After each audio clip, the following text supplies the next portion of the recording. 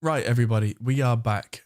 Sorry about that. This new setup seems to be quite unstable, so it's likely gonna happen again. And if it does, I'll just scream to the sky. Anyway, I'm gonna stitch these together in post and probably do that as a what do you call it? Yeah, and we're back. Yeah, because of the way that OBS works, it had a crash, and then I had to stop streaming, and then it ended the stream rather than letting me carry on, which is really irritating. So, yeah, here we are. Hello, everybody. Anyway, yes, far mics, and this is where it gets a little bit funky fresh, because I'm gonna throw all of these through my my diode bridge compressors, which are on 8.5 and 6, and have some germanium EQs attached to them, which is very funky. And ping detect. Boop. Right, and save. Thanks, Marty. Yeah. Yeah, welcome back, everybody. That was really annoying. So, I'm quickly going to nip over to my germanium EQs and diode bridge compressors, which are going to absolutely smash the living daylights out of all of this.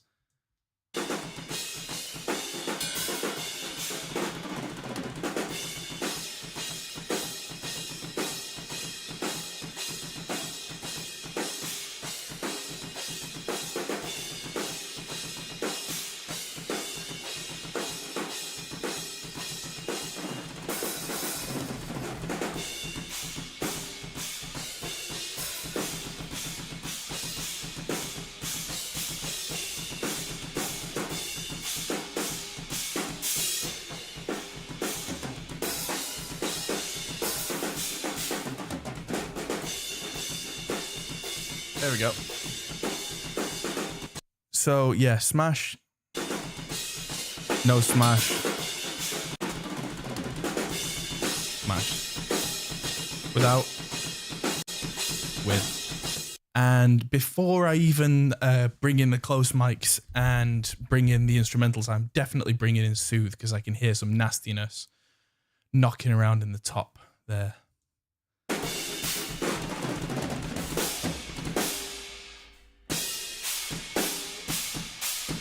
Now we're working at 48k, so I am going to oversample to 96 so we don't get any nasty aliasing. And I'm going to listen now to the...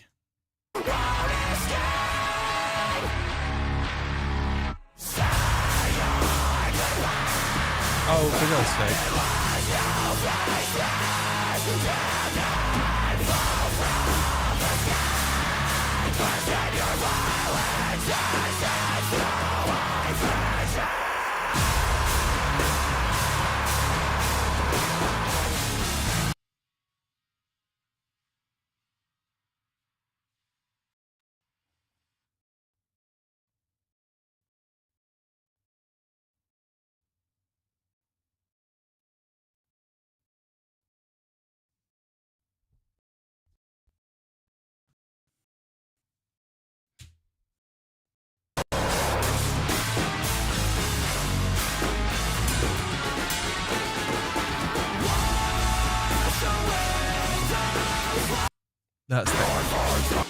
That's that instability again. Yeah, like I am gonna find what's happening here and see if I can do something else with it. See if that fixes the screen cap. So yeah, this is before I've even brought the close mics in.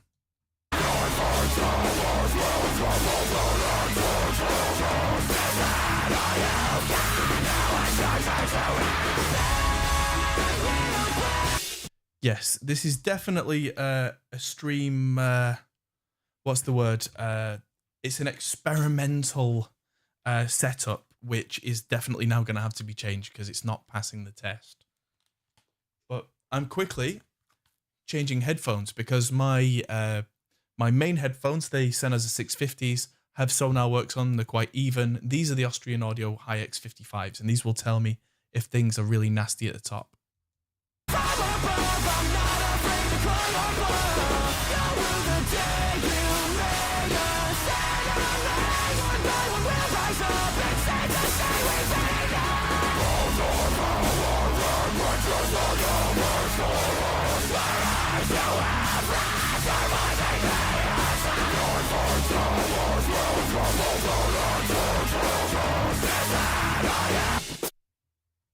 Too many compressors? Never. We've not even put the close mics in yet.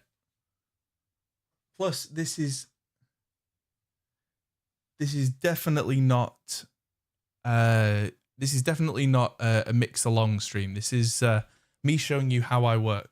So yeah.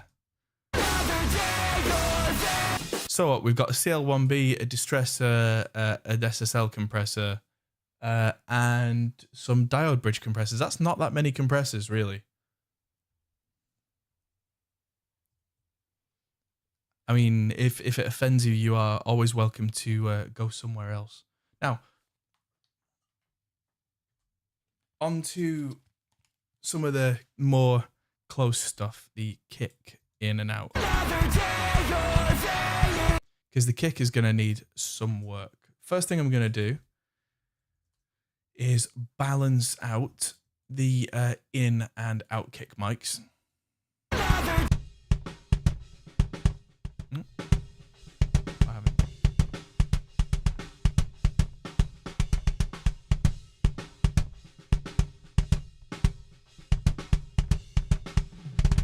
There we go. So definitely a lot more kick in than out. The kick out makes no sense on its own because it makes everything sound cardboardy, but in the context of the mix, it really will fill a hole and make everything feel like it belongs together. So it's definitely worth it in the long run. But let's get the old multi-band gate on there. We don't really need it on this kick. It's a very cleanly recorded kick, but I am still learning the ropes of this gate, so now is a better time than any.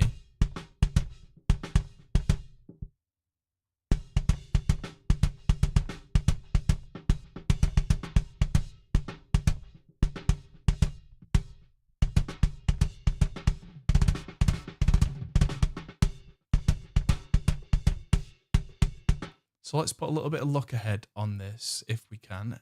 Keep hitting save.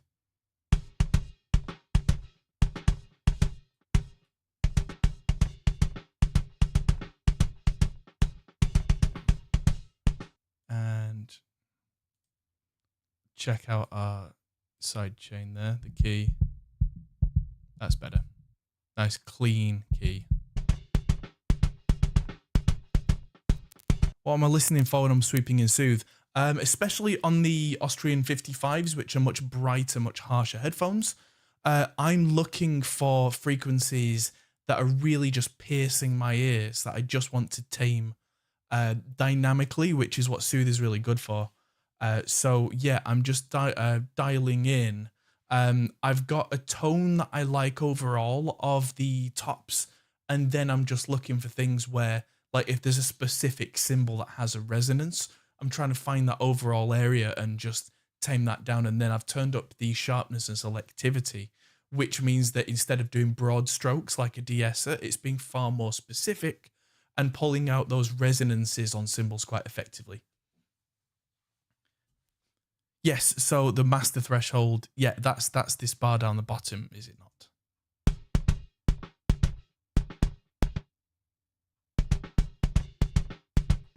So let's hear without.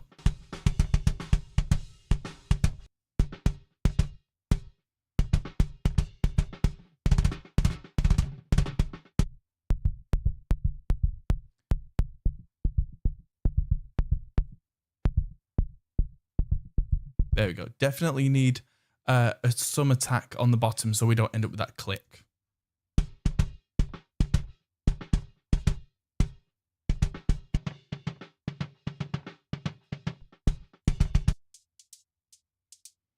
And that doesn't need a whole ton of release on it either.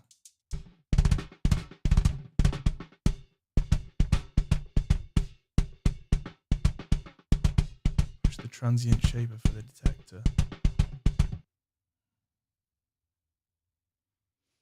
See, this is all the kind of stuff where I do need to look at this in depth before I do the tutorial specifically about this.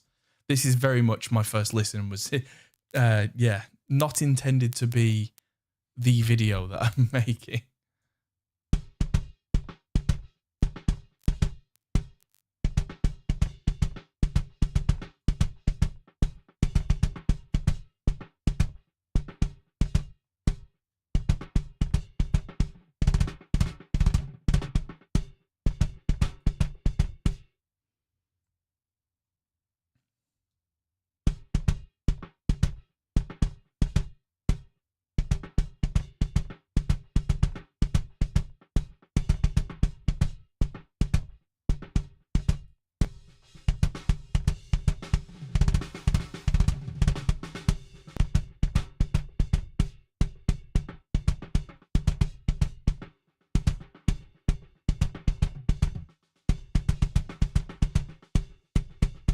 I'm also bringing the noise, the gate floor up on the mid and the highs because I'm quite happy to have a little bit of bleed through on there. It's the low end that needs control.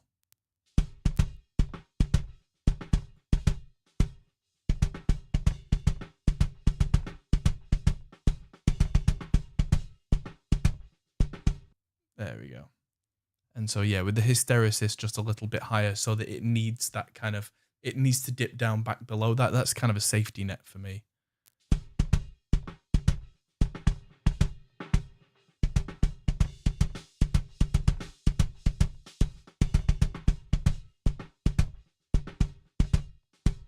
Yeah, might need a little bit more look ahead as suggested. That's a good idea.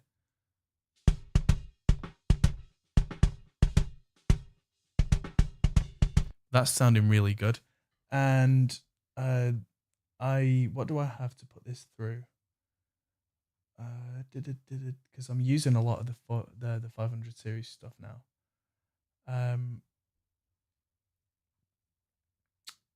I'm gonna use I'm gonna use software stuff for the kick, just to make my life a little easier. Oh, a transient designer on the side chain. Right, I get you. That's clever. Jason's Dora. Okay. Yes, I'll check that out because that's clever. I like that idea. Okay. Clever. Right, so I am going to go back to the old, good old SSL 4000 series for the kick.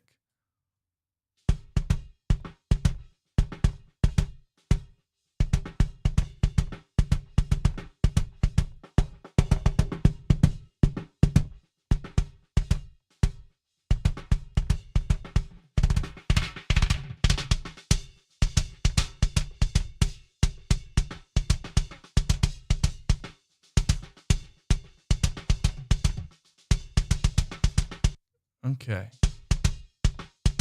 And now I'm going to bring those noise floors down a bit on the gate.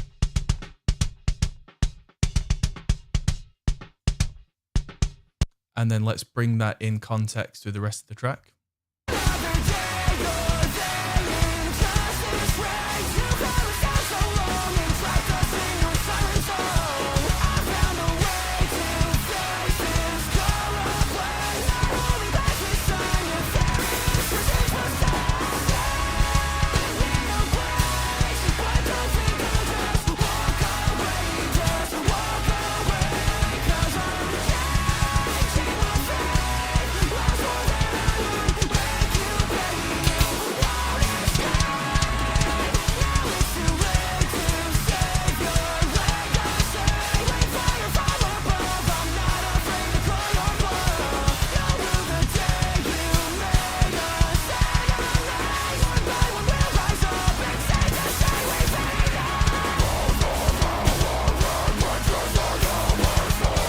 There we go. That's a monster of a kick. Yes. There we go. So yeah, the gate really is doing its job there, and then I can really go to town with the kick EQ there. So the far mics, it sounds like it's not quite where I want it to be, but that's okay.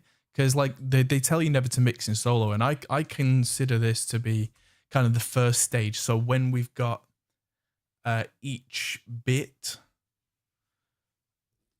oh cool. When I've got each bit to a point where it's kind of where I want it to sound, I'm then going to stop working in solo and really start to do things in context.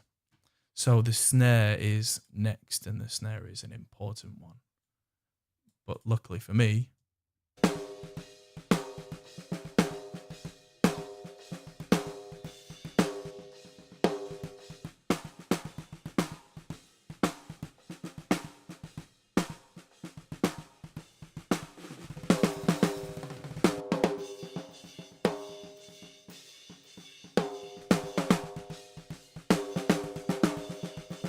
right, so I'm gonna not use the reverb send there.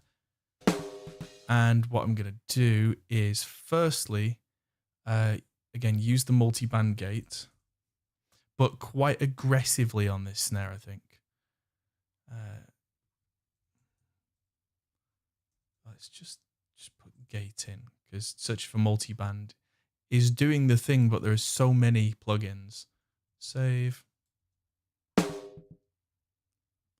I'm just gonna again load one of Glenn's presets.